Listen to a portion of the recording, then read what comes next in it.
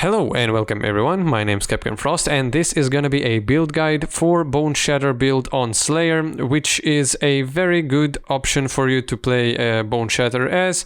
It will have additional sustain, it will have additional faster clear speed in maps, and it will just be very comfy and very powerful choice to make if you want to play as Boneshatter, if you want to play as melee in 3.21. It still has a very big defensive stats, it still has a very big offensive stats as well, so something closer to 6 million DPS in very cheap gear, something close to 120,000 effective hit pool. It has overleech, it has a bunch of different sustain mechanisms, so it's very powerful and comfortable to play on maps, or if you want to tackle some bosses, it's gonna be pretty fine as well. Now let's go to our gear, and our first and main gear piece is gonna be our chest piece. We have Boneshatter in there, so our main 6 link is gonna be Boneshatter, melee physical damage, ruthless, brutality, close combat and fortify, and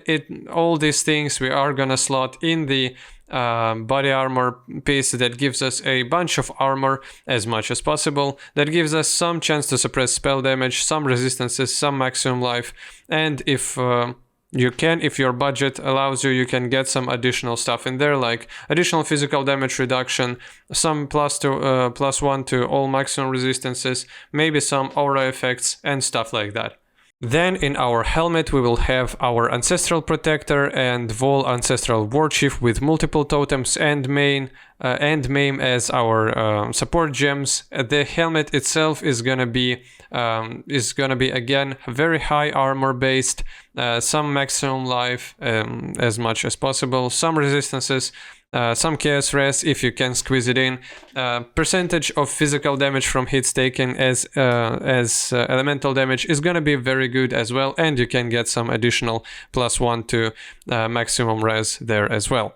Then in our gloves we're gonna take precision, faster attack, sleep slam and arrogance. So arrogance will make it so our precision reserves our life instead of our mana, and this way we can use this flat reservation based aura quite easily. We do have Lip Slam with faster attacks for us to have a pretty fast movement skill to travel through the maps, and the item itself is gonna be again armor based, as much armor as you possibly can get here, some accuracy, probably as much as you can get as well, because we are stacking accuracy to be at least higher than our maximum life for us to have that plus 40% more damage. Then we do have here some additional resistances, some additional maximum life, chance to suppress spell damage, some chance to impale enemies on hit with attacks, and possibly other additional modifiers that you can squeeze in if your budget allows you to do that.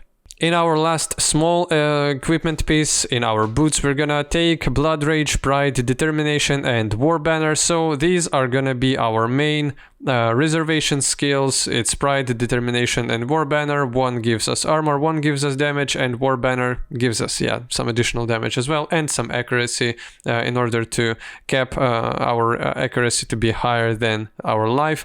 And our Blood Rage will generate us frenzy charges and give us some additional attack speed.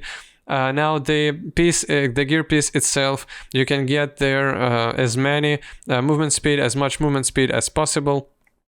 Some life, some resistances, maybe some additional stats if you need them. Chance to avoid elemental ailments as well can be acquired in there, and any other useful mods that are probably gonna be not quite as cheap as previous ones. So when it comes to our last 6-socketed item, it's gonna be our weapon, of course, and there you need only 6 sockets and 5 link.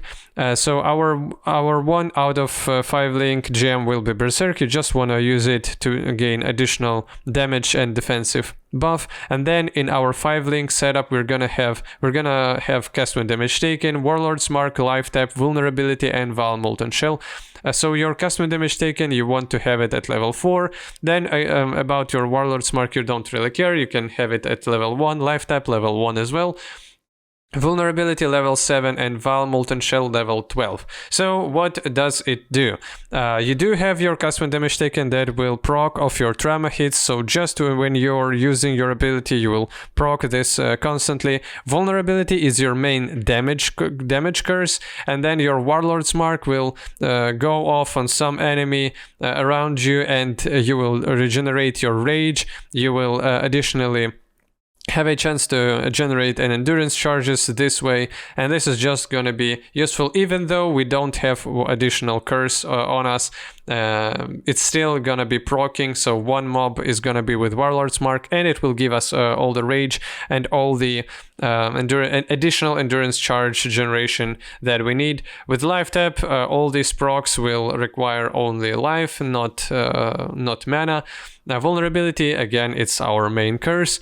And with Val Molten Shell, your basic Molten Shell will proc off your custom damage taken, and you will have it from time to time, and your Val version you will be able to cast by yourself and have this massive buffer of HP. Now when it comes to gear pieces that we don't have any socketed gems in, it's our jewelry left and our belt, with some flasks as well. So with our amulet, we're taking stats on the amulet, so it's gonna be preferable turquoise amulet that gives you dexterity and intelligence, but it may be anything else if you're not low on stats. Then we're taking there just increases to armor, maximum life, and some resistances. It's very cheap, it's very easy to get going. Then if you have extra currency, you can pour it onto your amulet. It's up to you. It allocates invitorate, and this talent gives us just additional spell suppression. Then we have in our ring sockets, we do use amethyst rings, preferably because they give us chaos resistance. We do have some non-channeling skills have minus to total mana cost that will give you an ability to use your Boneshatter without any problems. You can get only one ring with that modifier. You can get both of them. It's going to be even more comfy for you to use, but it all again depends on your budget and stuff. We're taking there as much maximum life as possible. We're taking there as much accuracy rating as possible in order for us to have accuracy rating higher than our maximum life.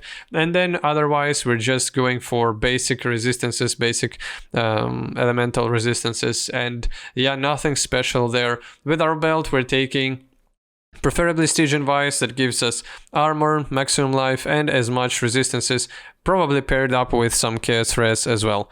Yeah, so that's gonna be pretty easy part of your gear. And then with our abyssal jewel socket that you have in this belt, you're gonna want to have some flat fist damage, some attack speed, some maximum life, yeah, and it's all pretty easy. Maybe some stats if you don't have enough of them, maybe some resistances if you can't easily cap out. When it comes to unique jewels that we are using in this build, with such a budget setup, you can probably quite easily get Watcher's Eye with chance to deal double damage while using Pride, but it's not something that you have to have. But you still have one slot on your talent tree. In order to use that, you can probably use just a regular jewel with some either increased damages or flat physical damage, some maximum life, maybe some stats, maybe some resistances. It's all up to you. And then when it comes to our flasks, we are taking Divine Life Flask that grants us immunity to bleeding.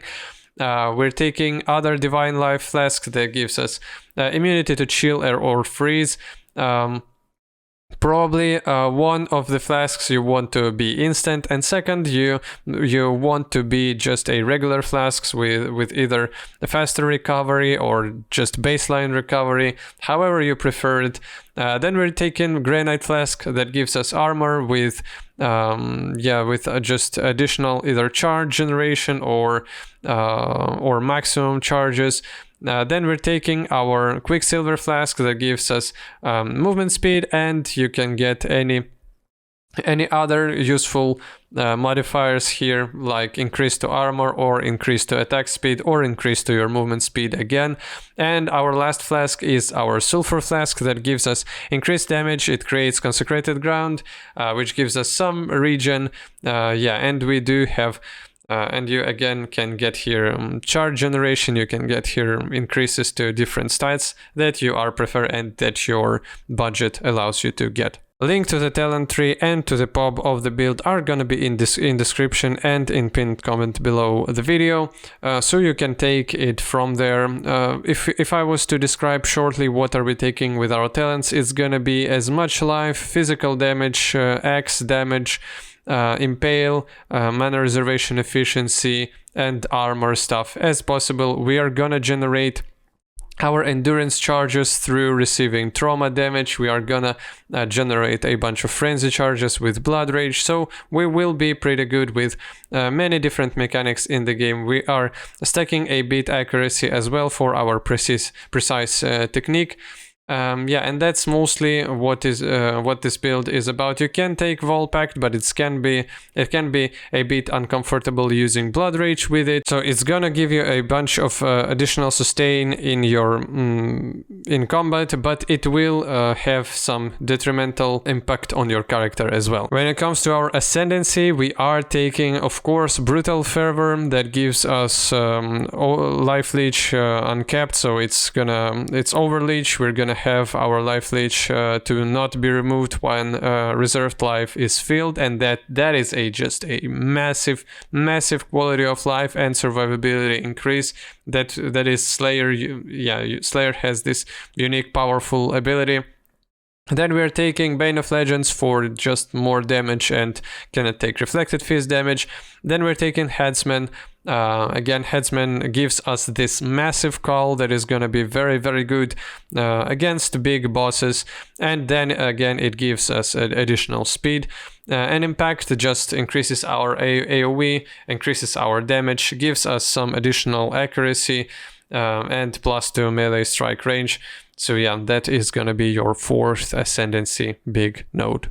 When it comes to bandit quests, you probably want to kill them all because talent points are quite valuable, and when it comes to Pantheon, it's more of a choice for you to have whether you want some things or maybe other ones. If you want to maybe have less divine life flasks and you want to be just immune to freezes, you want to have that, then you take like something like Soul of the Brine King. Maybe you want additional physical damage reduction, maybe additional speed, maybe something else. It's all gonna depend on your particular setup. It's more situational, so it's more up to you to see what do you have problems with and how do you want to tackle them with which major and minor god souls. And this is it when it comes to this build. If you're interested in build guides like this, then definitely subscribe to the channel, check my other videos. Hope you're having a good day.